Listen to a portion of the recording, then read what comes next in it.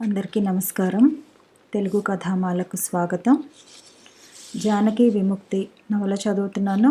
రాసిన వారు రంగనాయకమ్మ గారు. విశాలాక్షి ఉత్తరం మడుస్తూ, మీ ఆయన చూస్తే కొంచెం గొడవయ్యేదే అంది. కొంచెమా? మాట మాటకి రాద్ధాంతం అయ్యేదే. ఇంతకుముందు ఉత్తరాల్లో ఇలాంటి మాటలేమీ లేకపోయినా వాటిల్లో కూడా ఏదో ఒక తప్పు దొరికేదే ఈయనకి. ఇది చూస్తేనా? ఉత్తరాలు కాస్త జాగ్రత్తగా రాయరాదా అని మా అన్నయ్యతో ఒకసారి నేనంటే, రాస్తే రాస్తాలే గాని అసలు నీ ఉత్తరాలు అతనెందుకు చూడాలి, చూసినా ఎందుకు పోట్లాడాలి, ఆ పాయింట్ ఒక్కటి చాలు అతన్ని వదిలేయటానికి అన్నాడు. ఏం చెప్పాలి? ఈయన నా ఉత్తరాలు చూడకుండా ఉంటారా? చూడొద్దంటే అన్నతో అంత రహస్యాలేమిటంటారు? రహస్యాలేమున్నాయి నీకు? ఈ ఉత్తరంలో మాత్రం రహస్యాలున్నాయా? ఆ మాటకొస్తే ఇందులో ఏ ముక్క తప్పో చెప్పు. ఒక పుస్తకం గురించి రాశాడు. బస్సులో తను చూసిన సంగతి ఏదో రాశాడు. ఏమిటి అందులో తప్పు? అతని అభిప్రాయాలు అతను రాయకూడదా? మీ ఆయనకి నచ్చకపోతే నీ ఉత్తరాలు ముట్టుకోవద్దను. నిజంగా మీ అన్నయ్య లాంటి అన్నో తమ్ముడో నాకుంటేనా ఈ కాపురం వదిలేసి పిల్లల్ని తీసుకుని ఎప్పుడో వెళ్ళిపోయేదాన్ని. చెప్తారులేండి కబుర్లు. కబుర్లు కాదు, ఒక్కోసారి ఎంత చీ అనిపిస్తుందో ప్రాణం. అనిపిస్తే మాత్రం ఎక్కడికి పోతాం? భర్తల సంగతి గ్రహించుకోలేక ఆడవాళ్ళు కాపురాలు చేస్తారని మీ అన్నయ్య రాశాడు కానీ అతనింకా చిన్నవాడు. అంత కష్టసుఖాలేం తెలుసు? భర్త సంగతి ఎంత తెలిస్తే మాత్రం ఎక్కడికి పోతుంది ఆడది? ఏం ఆధారం ఉంది బయట?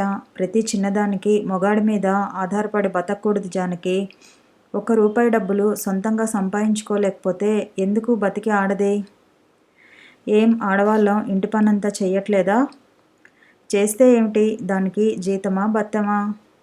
ప్రతి పనికి జీతం బత్తం కావాలంటారా? అంది జానకి ఆశ్చర్యంగా. భార్య డబ్బు తెస్తేనే భర్త ఆదరంగా చూడటం, లేకపోతే ఈసడించేయటం. ఆడది తన డబ్బు తను సంపాదించుకోవటం, తన కాళ్ళ మీద తను నిలబడటం. భార్యాభర్తలు ఇద్దరి మధ్య ఈ డబ్బు గొడవలే తిరగటం. ఇదంతా ఆలోచించడానికే చీదరగా ఉంటుంది జానకి. భార్యాభర్తల మధ్య డబ్బుతో సంబంధం ఏమిటి? భర్త డబ్బు భార్యది కాదా? భార్య డబ్బు భర్తది కాదా? ఎవరి డబ్బు లెక్కలు వాళ్ళు పెట్టుకుంటే వాళ్ళిద్దరూ కలిసి బతకటం ఎందుకు అనుకుంటుంది జానకి. డబ్బు సంపాదించాలని విశాలాక్షి కలవరిస్తూ మాట్లాడటం జానకి అంతగా నచ్చదు.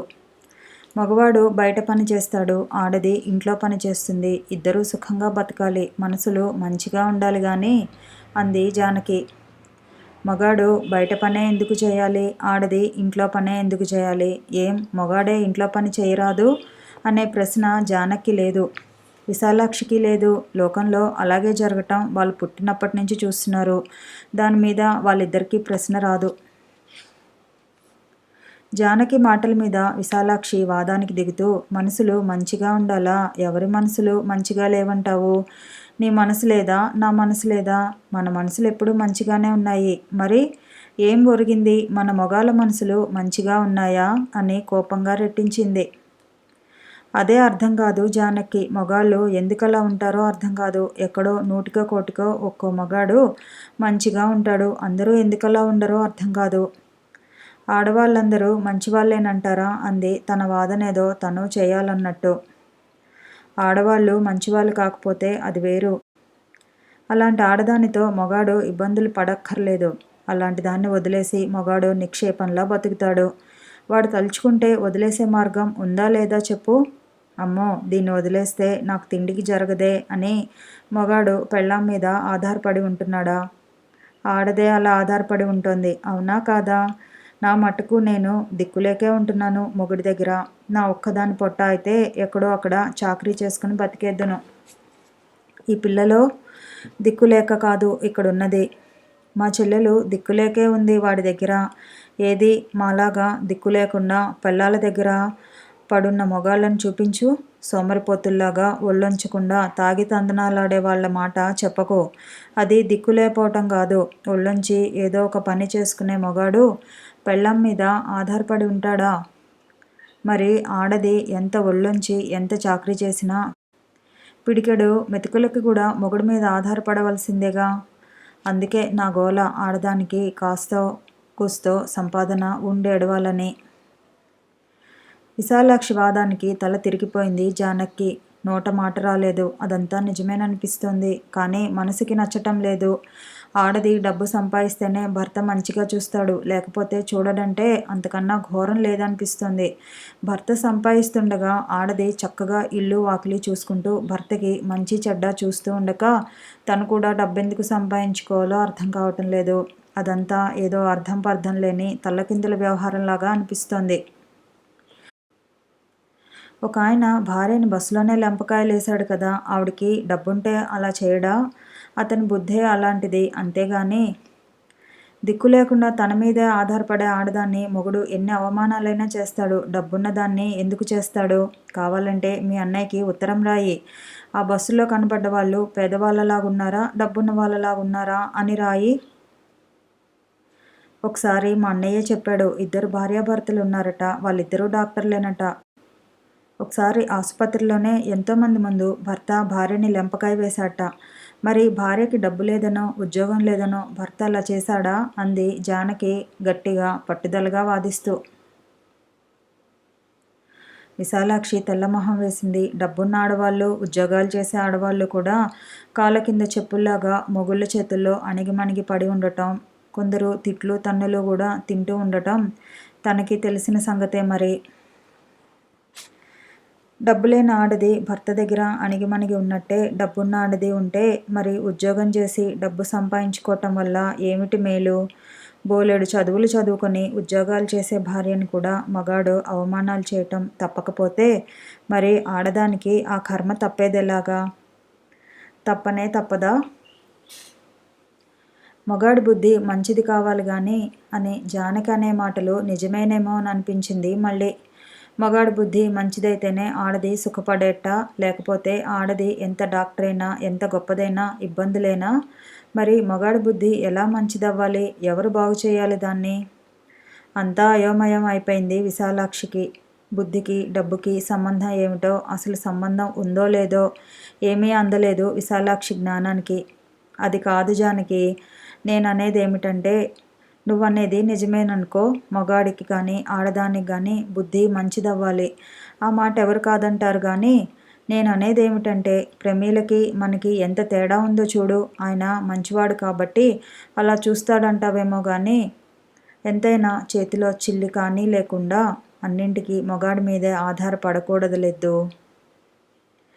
ఏం ఆధారపడితే? అంది జానకి విసుగ్గా. అన్నింటికీ లోకు చేస్తాడు. మరి ఉద్యోగాలు చేసే వాళ్ళని అలాగే చేస్తున్నారుగా. విశాలాక్షికి జవాబు లేదు. అది కాదులేదు అంది నిరుత్సాహంగా నవ్వేస్తూ. ఇద్దరూ మాట్లాడిన మాటలే మాట్లాడుకుంటూ అక్కడక్కడే గుడుగుడు గుంజాలు తిరిగారు. అబ్బా ఏమో పొన్నివ్వండి బాబు అని చాప మీద కొరిగింది జానకి. ఇందాక మా అత్తగారు ఎంత తమాషా చేశారో చూసారా అని తను నిన్నటి నుంచి అన్నం మానేసి కూర్చోటం, సరిగా అప్పుడే శకుంతలు రావటం, అత్త తనకి కడుపులో నెప్పని బొంకటం అదంతా చెప్పుకొచ్చింది. నిన్న అన్నం తినలేదు నువ్వు అని విశాలాక్షి నివ్వెరబోయింది. అదేం పని జానకి అని కోపంగా చూసింది. తెగింపు ఉంటే నీళ్లు పోసుకుని లోపలికి వచ్చాయి, అంతేగాని వచ్చేస్తే ఊరుకుంటారా? ఊరుకోకపోతే వెళ్ళిపోతానను. ప్రతిదానికి వెళ్ళిపోతాననాలా? ఇంత చిన్న విషయంలో నా మనసు ఆయన అర్థం చేసుకోకూడదా? జానకి కంఠం భారంగా అయింది. అతనికంత వివేకం ఉంటే ఇదంతా ఎందుకిలా జరుగుతుంది? నువ్వన్నావుగా మగాడికి మంచి మనసుండాలని. అతనికి అది లేదనుకో. లేని దానికోసం బాధపడితే ఏం లాభం? గుండె రాయి చేసుకోవాలి గాని. జానకి మాట్లాడలేదు. అన్నాలు మాని నీరసం తెచ్చుకుంటే వాళ్ళకేం జాలా? నాకు తినాలనిపించలేదు. విశాలాక్షి కాసేపు కూర్చుని వెళ్ళడానికి లేచింది. ఈ ఉత్తరం లోపల పెట్టనా? వద్దు, ఇలా ఇవ్వండి. అన్నట్టు చలం పుస్తకం ఏదన్నా ఉందా? ఒక్కటే ఉంది. నా పెట్టె తీసి పట్టుకెళ్ళండి. మీ దగ్గరే ఉంచండి. ఈయన చూస్తే దాన్ని కూడా చింపేస్తారు. పేకమేడలు తీసుకుపోయి ఇంకా తీసుకురానేలేదు. పేకమేడలు నేనెప్పుడో చదివేశాను. చదివారా? ఏమవుతుంది చివరికి? ఆతృతగా అడిగింది జానకి. పాపం ఏమవుతుంది? ఆత్మహత్య చేసుకుని చచ్చిపోతుంది. జానకి మొహం వెలవెలాపోయింది. ఎందుకేమిటి? భర్తతో విసిగిపోయి ప్రాణానికి విరక్తి రావటం ఎంతసేపు? విశాలాక్షి జానకి పెట్లోంచి చలం స్త్రీ తీసుకుని కాసేపు పడుకో, నేను ఇది చదువుకుంటాను అని వెళ్ళిపోయింది. జానకి చాలాసేపు పేకమేడల్లోని కథ గురించి ఆలోచిస్తే విచారం వేసింది. తన జీవితమే అలా అయిపోయినట్టు అనిపించింది. అన్నగారి ఉత్తరం కవర్లోంచి తీసి మళ్ళీ ఒకసారి చదివి కొంచెంసేపు చూసి చింపేసింది. చిన్న చిన్న ముక్కలు చేసి ముక్కలు కనబడకుండా పారేసింది. అన్న దగ్గర నుంచి జానకి ఉత్తరం వచ్చిందని చూసినప్పటి నుంచి వెంకట్రావు ఛాసంతా దాన్ని పట్టుకోవాలనే. ఆ రోజు రాత్రే తల్లిని అడిగాడు సైగలతో, ఎక్కడ పెట్టిందో కనిపెట్టావా అని. కాసేపు తన దగ్గరే పెట్టుకుంది. తర్వాత విశాలాక్షికిచ్చి తన పెట్టెలో పెట్టమంది అని తల్లి నదురు బెదురు లేకుండా బొంకింది. ఆ ఉత్తరం పెట్టెలోనే పెట్టించి ఉంటుందని తల్లి ఊహాగానం. కొడుకుతో అబద్ధమాడటానికి తల్లికి జంకుండదు. తల్లితో అబద్ధమాడటానికి కొడుక్కి జంకుండదు. ఉత్తరం చూస్తాననే ఆనందంతో వెంకట్రావు తిండి కూడా సరిగ్గా తినలేకపోయాడు. వెంకట్రావు జీవితంలో కూడా ఒక ఉత్తరం కోసం తహతహలాడిన ఘట్టం ఒకటి ఇంతకాలానికి ప్రాప్తించింది. అది బామ్మర్ది ఉత్తరం కోసం అయితేనేమి. ఆద్రాబాద్రా భోజనం ముగించి ఉత్సాహంగా గదిలోకి వచ్చేశాడు. జానకి వరండా మీదే పడుకుంది. వెంకట్రావు గదిలో పిల్లినడకలు నడిచి జానకి పెట్టి ఒక మూలకి తీసుకుపోయి మూత తెరిచి చీరలన్నీ మడతా మడతా విప్పి చూశాడు. అరగంట సేపు వెతికాడు గానీ ఉత్తరం దొరకలేదు. పెట్లో లేదే అని తల్లి దగ్గరికెళ్ళి గుసగుసలాడాడు. ఏమోరా, నా కన్ను గప్పడానికి అలా అన్నదేమో. మరెక్కడ పెట్టిందంటావు? అలమారులో చూసావా? ఇంకో అరగంట సేపు ఆ పని చేశాడు. లాభం లేకపోయింది. ఎక్కడ పెట్టి ఉంటుంది? విశాలాక్షి దగ్గర దాయించిందా అని ఆలోచించాడు. జానకి ఒకసారి ఆ ఉత్తరం ఇమ్మందండి అని అడిగి చూస్తే ఆ ఉత్తరం చేతుల్లో పడిపోయినట్టే ఆనందపడ్డాడు. కానీ ఒకవేళ విశాలాక్షి దగ్గర లేకపోతే నవ్వుల పాలైపోతానని జంకాడు.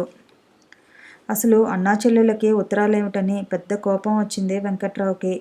మొగాళ్ళకి ఎక్కడ ఖాళీ ఉంటుంది ఉత్తరాలు రాస్తూ కూర్చోటానికని ఆశ్చర్యపడ్డాడు. పెద్ద పెద్ద కట్టలు రాస్తాడే, అన్ని కబుర్లు ఏముంటాయి? అదే పెద్ద ఆశ్చర్యం వెంకట్రావుకి.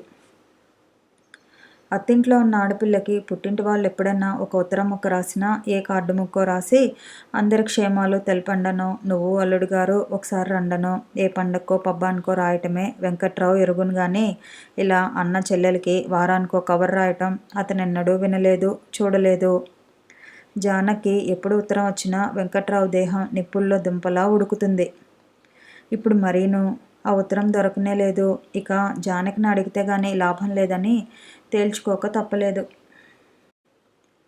కథ కొనసాగుతుంది. మళ్ళీ కలుసుకుందాము.